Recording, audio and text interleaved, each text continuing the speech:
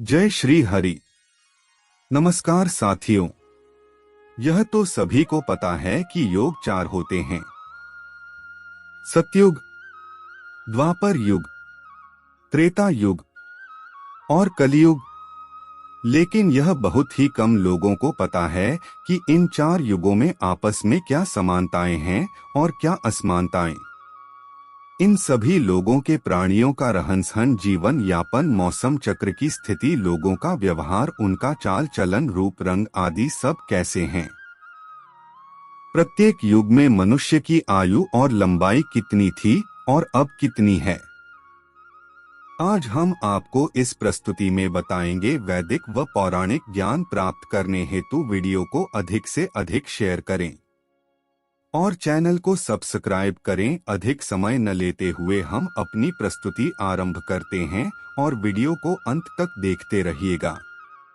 जैसा कि हम सभी जानते हैं, वर्तमान में कलयुग चल रहा है और धार्मिक ग्रंथों के हिसाब से देखा जाए तो कलयुग को लेकर कई भविष्यवाणियां की गई है जिन पर विश्वास नहीं होता है। लेकिन हैरानी की बात तो यह है कि इनमें से कई भविष्यवाणियां सच हो सकती हैं और भगवान श्री कृष्ण ने भी जो भविष्यवाणियां की थी बिल्कुल सच साबित हो सकती हैं। पृथ्वी का अंत कब और कैसे होगा, इसको लेकर भगवान श्री कृष्ण ने कुछ भविष्यवाणियां की थी जिनके बारे में आज हम आपको बताएंगे। तो आराम से बैठकर नॉलेज भरा यह वीडियो देखते रहिए, लेकिन चैनल को सब्सक्राइब कर दीजिए क्योंकि बाद में हो सकता है कि आप ज्ञान गंगा में गोते लगाते हुए खो ना जाएं। साथियों, सबसे पहले हम आपको सतयुग के बारे में बताएंगे, जब धर्म के चार पग थे, यानी कि धर्म 100% था और पाप 0% नियत। आश्चर्यजनक रूप से मनुष्य की आयु 1,00,000 मानव वर्ष और मनुष्य की लंबाई 31 फीट। इस युग में मत्स्य, हयग्रीव, कूर्म, वाराह, नृसिंह अवतार हुए जो कि सभी अमानवीय थे। इस युग में शंखासुर का वध एवं वेदों का उद्धार, पृथ्वी का भार हरण, हिरण्याक्ष दैत्य का वध, हिरण्यकश्यपु का वध एवं प्रहलाद को सुख देने के लिए यह अवतार हुए। और इस युग में सत्यवादी राजा हरिश्चंद्र भी हुए थे, जिन्होंने सत्य की रक्षा हेतु खुद के परिवार की और अंत में खुद की बलिदान दे दिया थी। जबकि त्रेता युग में मनुष्य की आयु 10,000 मानव वर्ष, मनुष्य की लंबाई 21 फुट शास्त्रों में लिखी गई है। इस युग में पाप की मात्रा 25% होती है और पुण्य की मात्रा 75% में श्री हरि विष्णु भगवान ने वामन, परशुराम और राम का अवतार लिया था। और इसी युग में राजा बलि ने 3 पग धरती वामन भगवान को दान में दे दी थी और वामन भगवान ने 3 पग में पूरा ब्रह्मांड नाप लिया था। रावण का वध करने के लिए श्री राम अवतार लिया था। द्वापर युग की बात करें तो इस युग में धर्म के केवल 2 पग ही बाकी रह गए थे। इस युग में मनुष्य की आयु 1,000 मानव वर्ष और मनुष्य की लंबाई लगभग 11 फीट थी। इस युग में पाप और पुण्य की मात्रा बरोबर थी, यानी कि 50-50%। इस युग में आधे मनुष्य पापी थे और आधे मनुष्य पुण्यात्मा थे। इस युग में भगवान श्री कृष्ण ने अवतार लेकर कंसादी दुष्टों का संहार किया और महाभारत के युद्ध में गीता का उपदेश दिया, जिसमें भगवान श्री कृष्ण ने धर्म की रक्षा हेतु पांडवों का साथ दिया था और पांडवों को विजय प्राप्त करवाई। वर्तमान काल यानी कलयुग की बात करें तो इसमें धर्म का केवल एक ही पद रह गया है और इस युग में मनुष्य की आयु 100 मानव वर्ष और मनुष्य की औसत लंबाई लगभग 5.5 फुट है। इस युग में धर्म का सिर्फ एक पग ही रह जाता है, अर्थात इस युग में पाप की मात्रा 75% होती है, जबकि पुण्य की मात्रा केवल 25%। ब्रह्मवैवर्त पुराण में कलयुग के बारे में बहुत कुछ बताया गया है। वही अभी कलयुग चल रहा है और द्वापर युग के समाप्ति के बाद कुल 5,000 वर्ष बीते हैं। अधर्म फैलना शुरू हो गया है। ऐसे में अब इंसानों ने एक दूसरे पर भरोसा करना बंद कर दिया है। कलयुग में स्त्रियों को केवल अपने केशों पर ही रूपवती होने के गर्व होगा। कलयुग में स्त्रियां गरीब पति को त्याग देंगे और अमीरों के पास चली जाएगी। उस समय केवल धन पुरुष स्त्रियों का स्वामी होगा। पुरुषों के रूप, रंग या चरित्र का कोई महत्व नहीं रह जाएगा। कलयुग में थोड़े से धन से ही मनुष्य में घमंड की भावना जाएगी। उस समय लोग आपकी धन, प्रभुता और लोकप्रियता के कारण ही आपसे संबंध रखेंगे। सारा धन घर बनाने में ही समाप्त हो जाएगा। इससे दान पुण्य के काम हो नहीं सकेंगे और सारी बुद्धि केवल धन कमाने में ही लगी रहेगी। कलयुग में स्त्रियां अपनी इच्छा के अनुसार भोग विलास का आचरण करेगी। हर घर में गृह क्लेश होगा। कोई आपस में मिलकर नहीं रहेगा। कोई भी एक दूसरे से सच नहीं बोल। पति अपनी पत्नी से झूठ बोलेंगे, पिता पुत्र से झूठ बोलेगा। सत्य की आंखों में पट्टी बांधी जाए और हर जगह झूठ का ही बोलबाला होगा। कलयुग में लड़कियां बिल्कुल भी सुरक्षित नहीं रहेंगी। उनके अपने घरों में ही है वनवास करेंगे। उनके पिता, उनकी भाई उनको अपनी हवस का शिकार बनाएंगे और ऐसे लोगों का राज्य होगा जो कि दोनों ओर से पोषण करेंगे। बोलेंगे कुछ और कहेंगे कुछ, मन में कुछ और कर्म में कुछ। ऐसे ही लोगों का राज होगा। अपनी छोटी बुद्धि को ही शाश्वत समझकर कुछ मूर्ख लोग ईश्वर की और धर्म ग्रंथों की प्रामाणिकता मांगने का दुस्साहस करेंगे। उनके पाप जोर मारेंगे और वह वेदों को छोड़कर संस्कार शून्य हो जाएंगे। तब पूरी पृथ्वी पर केवल और केवल मलिक्षों का ही राज होगा। सबके सब राजा आचार विचार में मलिक्षो होंगे। यह सब एक ही समय में विभिन्न प्रांतों पर राज करेंगे। लूट खसोट कर अपनी प्रजा का खून चूस लेंगे। जब ऐसा शासन होगा तो देश की प्रजा में भी ऐसा ही स्वभाव व आचरण हो जाएगा। आपस में भी लोग भी एक दूसरे को उत्पीड़ित करते रहेंगे और अंत में सबके सब नष्ट हो जाएंगे।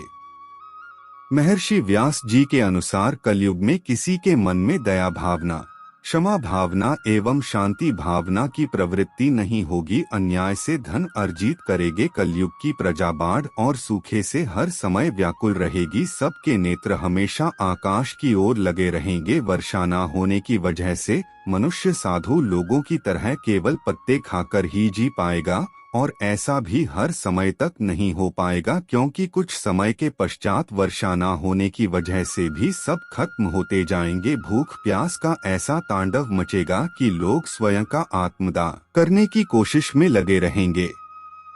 इसी संदर्भ में भविष्य पुराण के अनुसार ब्रह्मा जी ने कहा कि हे नारद, भयंकर कलयुग आने पर मनुष्य का आचरण दुष्कृतम हो जाएगा। योगी भी भोगी बन जाएंगे। संसार में परस्पर विरोध की भावना पैदा हो जाएगी। ब्राह्मण क्षत्रिय वैश्य को कोई नहीं पूछेगा, पर जिनके पास पैसे की अधिकता होगी वह शूद्र भी राज करेंगे। देश देश गांव गांव में सभी के सभी दुखी ही रहेंगे। अपने धर्म को छोड़कर लोग दूसरे धर्म का आश्रय लेंगे। महादेवताओं का भी तत्व नष्ट हो जाएगा और उनका आशीर्वाद भी किसी को फलीभूत नहीं करेगा। मनुष्य की बुद्धि को केवल मारकाट, लड़ाई झगड़ा, गाली गलौज अच्छा लगेगा। कलयुग में विवाह को धर्म नहीं माना जाएगा। गुरु के गुरु बनकर उनको अपने अधीन रखेंगे। पुत्र भी अपने पिता धर्म का पालन नहीं करेगा। कोई किसी भी कुल में पैदा क्यों ना हो, लेकिन जो बलवान होगा कलयुग में वही सबका स्वामी होगा। ऋषि व्यास जी के अनुसार इस काल में अधर्म इतना भयंकर होगा कि 10-11 वर्ष की लड़कियां 13 वर्ष के लड़कों के साथ संभोग करके संतान उत्पन्न करने लगेगी। घोर कलयुग आने पर मनुष्य की औसत आयु केवल 20 वर्ष तक ही सीमित रह जाएगी।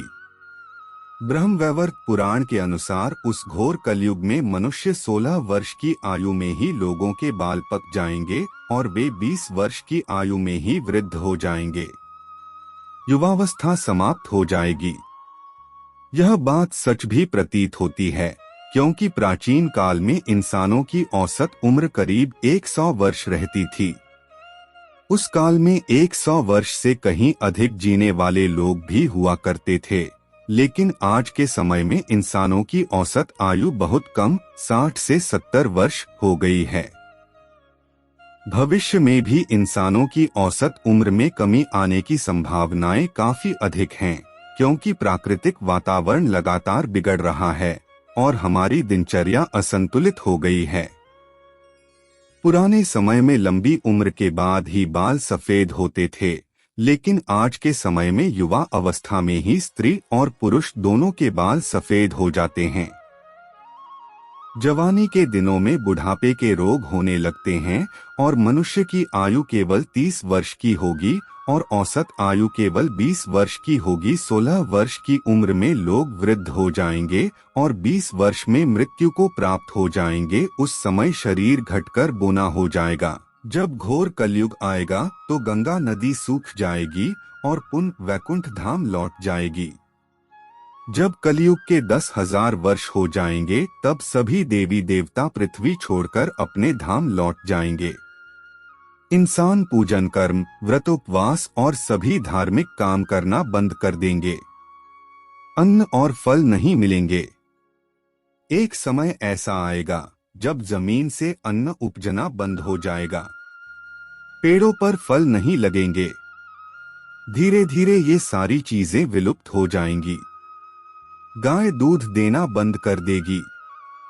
समाज हिंसक हो जाएगा। कलयुग में समाज हिंसक हो जाएगा। जो लोग बलवान होंगे उनका ही राज चलेगा। मानवता नष्ट हो जाएगी। रिश्ते खत्म हो जाएंगे। एक भाई दूसरे भाई का ही शत्रु हो जाएगा।